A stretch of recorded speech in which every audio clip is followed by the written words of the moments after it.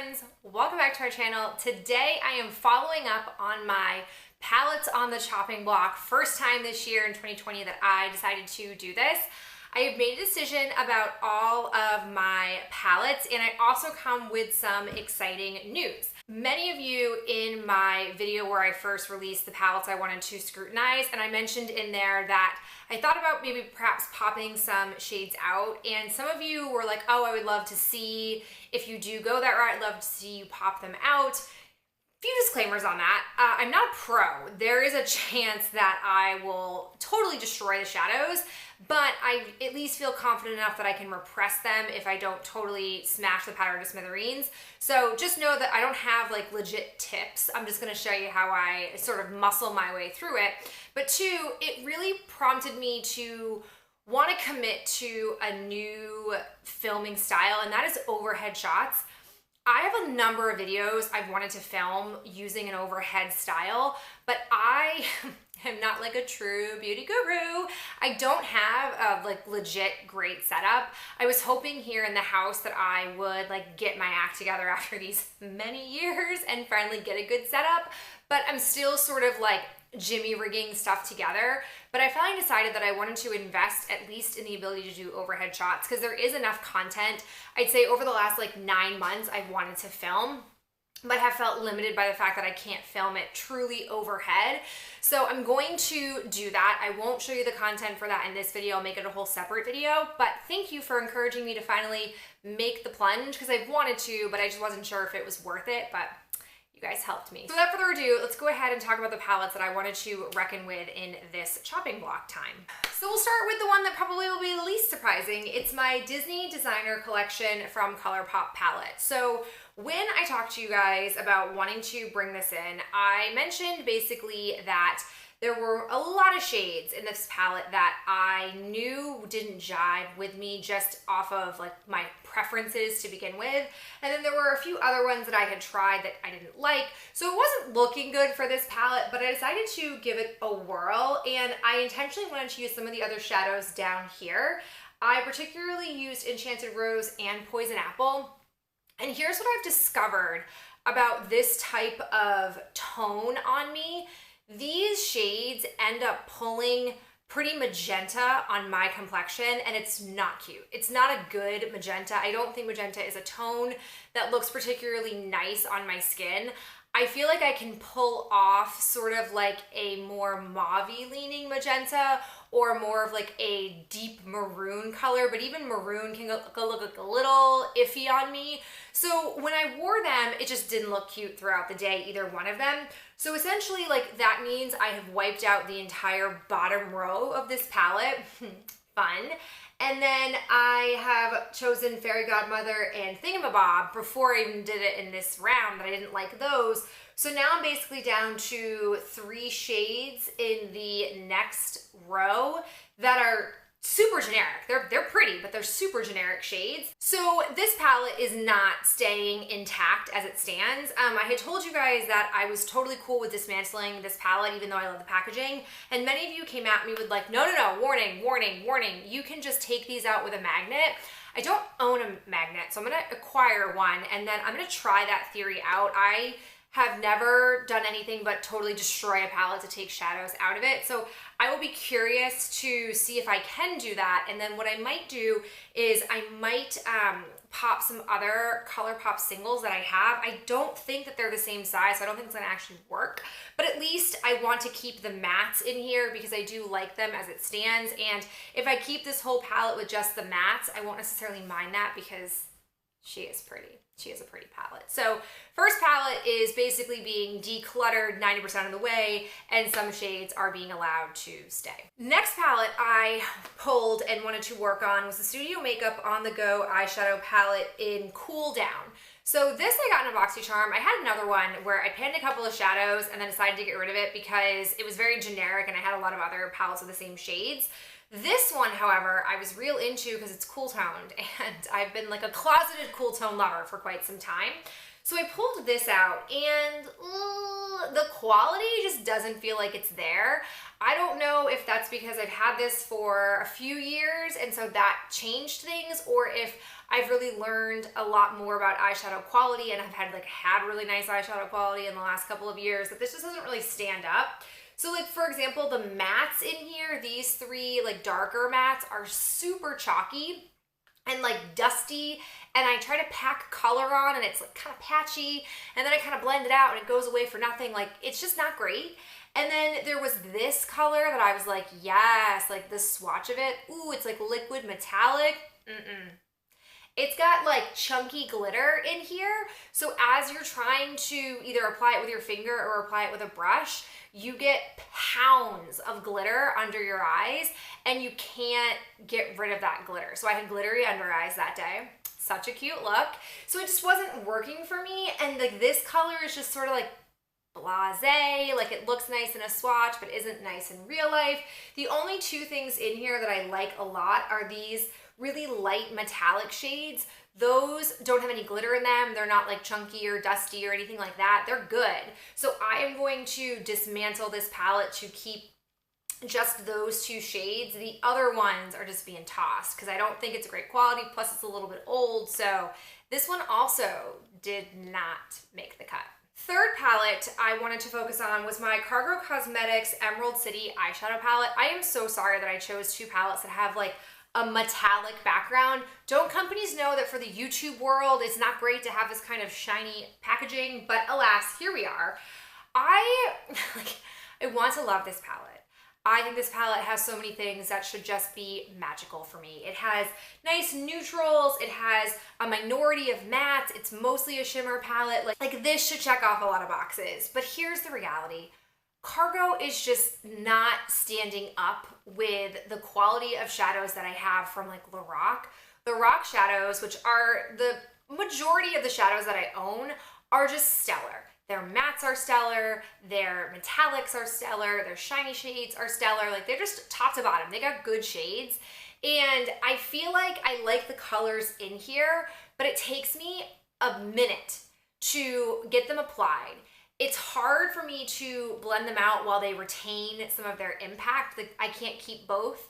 And then I don't feel like they hang on all day. And I have felt this way about my other Cargo palette that I've been working on throughout the whole year. Like, you guys probably can tell that I favored the Lorac one over that one.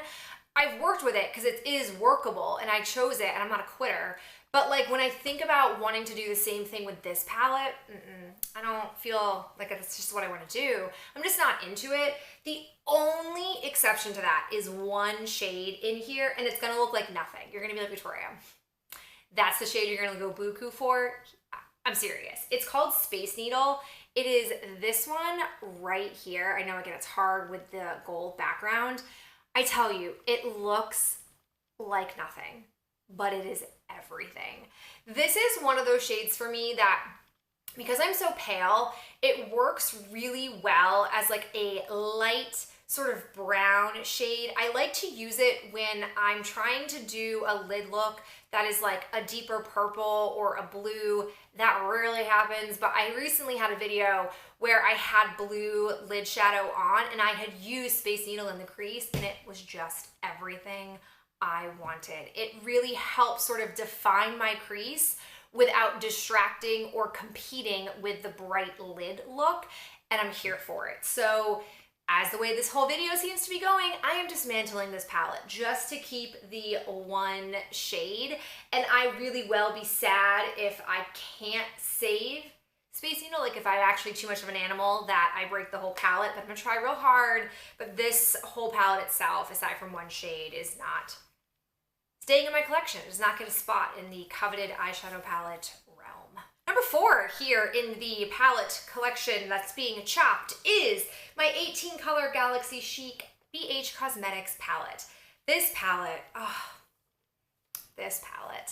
I have such nostalgia with this palette. It was one of the first big eyeshadow palettes I purchased outside of like the Too Faced Naked Eye and a Naked 1 or 2 palette. Like, Oh, this was like my first colorful eyeshadow palette, and I really have liked it. I've used it, but I think it's just at this point too old because I'm noticing, and this could also be like the fact that eyeshadow has evolved so much since I've had this palette. This palette is at least 6 years old, probably 6 or 7 years old at this point. And I just feel like the lighter shades, like for example, Asteroid, when I put it on my lid, it just kind of comes across more as like a lid topper and not a pack a punch all on its own type of lid shade. And for the darker colors, like for example, Eclipse, which is the darkest sort of bluey purple that I have in here, which I have in my crease right now, it is a good color, but it was real hard to get this kind of color on my crease. I felt like I was having to pack a lot of the color on and then having to play the blending game so that I could get it looking even across my whole crease. Like, could I make it work? Yes. Did I make it work today? Yes. Do I want to work that hard in reality? No. I just don't. And I think, again, part of the problem is because the palette is so old. I feel like, I could be totally wrong, I don't know this for certain at all, so don't take me at my word. I feel like they still have this palette, so I'm willing to let it go. And if I find myself really missing it and really having like a hankering for these types of shades, I'll just rebuy it. It's not a very expensive palette. I've never done that with any palette, but again, I'm willing to part with it because I just don't think it's good anymore. I think the quality has died off because of how old it is. So with a heavy heart, I am retiring this palette and not taking any shades out of it. I'm just gonna set her free, let her go, thank her for her time, and send her off into the makeup graveyard abyss. We'll take a moment of silence for that palette while I grab my last palette. All right, now we come to the fifth and final palette. The palette that I feel like a lot of you were rooting for. You were hoping this palette would survive the trenches. It's my Too Faced Chocolate Bar palette, and I struggled to get myself to use it. It was one of the last palettes that I pulled to test out and scrutinize, and it wasn't because I didn't look at it. Every time I pull it out and be like, nah, not today. I will go ahead and I will use something else besides this. And then I finally was like, no. This is the whole reason why you brought it into the video. You gotta do it. And I just don't like this palette. I don't like the quality of it. I think I'm gonna go with the quality of it. I feel like a lot of them are dry. It's a drier type of formula. And I feel like it's also, like, I can say that because my peach palette is also a little bit dry, but I forgive that in the peach palette because I like the color shades. So it's not just because of the dryness that I'm getting rid of it, but I feel like a lot of the shades in here I don't prefer as eyeshadows. So shadows, for example, that have like the glitter infused in them, that are like a matte with it like streaks of glitter, not my jam. So that eliminates 1, 2, 3, 4 shades right off the bat. Then as I was going to apply some of these other like matte shades, I just felt like they were just okay. Like I wasn't loving the colors of them. I didn't love the performance of them. And again, as I seem to do with all eyeshadows these days, I compare it to Lorac, and I just prefer the way those apply so easily and how they blend so easily. So that's where I was sort of bringing these up against, and I just don't feel like they hold true. The one exception to that, there's one shade in here that I'm like, ooh, I did like my eye look that day. I did like my lid that day. And it was, oh, I'm sorry, I have to reference the card here because it's not on here. Super annoying. That's Marzipan. This Marzipan shade, yes, like it looks like nothing, but it's great. It is a beautiful shade. It's one of those easy, like simple eye look days. Like you just want a simple go-to lid. That's the one. I like that it's not too gold leaning, but it's also not too champagne leaning. It's a nice like in the middle of those two colors type of shade. I just think it's really pretty. It's definitely gonna be a bear to dismantle this metal eyeshadow palette. I don't know how it's gonna go, but I want to give it a try. I also want to keep the cream shade in here because this thing is huge, and you guys know I love the creams. I'll basically definitely get through that. And then I also really like this pink shade here, this big kahuna here. I don't think I need it to be that big of a shade, but I'm gonna try to get it and just keep it. So I'm gonna try to pull 3 shades out of here. That's the goal, that's the hope. I'm most worried about doing it in this palette because it is the metal and I feel like it's gonna be challenging to get into it, but I'm up for the challenge. Are you up for the challenge to watch me try to bear my way through this? I might lose an impressed nail that day, but it'll be worth it. We'll see. All right, so to summarize where this went, I basically am keeping 6 eyeshadows that are housed in each one of these 3 palettes and then getting rid of those palettes. I am choosing to keep this palette but remove half of the shades in here and basically leaving it empty or trying to put other ColourPop shades in here, but I don't know how realistic that dream is, and actually getting rid of one entire palette and not taking anything out of it. So if you're keeping track at home, none of the palettes made it. None of the palettes on their own survived the cut. And if I'm being honest, I think I knew that was gonna happen before we even went down the path, but I had to get just one more confirmation, a little bit more reassurance that I was making the right call in my feelings about each of these palettes, and I feel a lot better about it. This does bring me though to a question I want to pose for those of you still watching, and that is for my Pan That Palette 2021 challenge. As I am facing the reality of getting rid of these palettes, I'm getting down to a very small number of eyeshadow palettes, not a bad thing. But it makes me wonder where to go for 2021. I feel like I have 2 courses of action that I can take. The first course of action is I can keep with the same theme and go with another already put together pre-existing palette in my collection. And I do have one in mind if I were to go that route. The other option I've also been teasing in my mind is I have that giant black palette that I've been putting single eyeshadows in that I either took from a palette before I got rid of the palette or purchased a single shadow and have stuck it in there. And I've really not dug deeply into those. I've used them here or there, but not in like a concerted usage fashion. So my other thought is I could potentially, for 2021, create a palette out of my big black palette and pan those over the course of the year.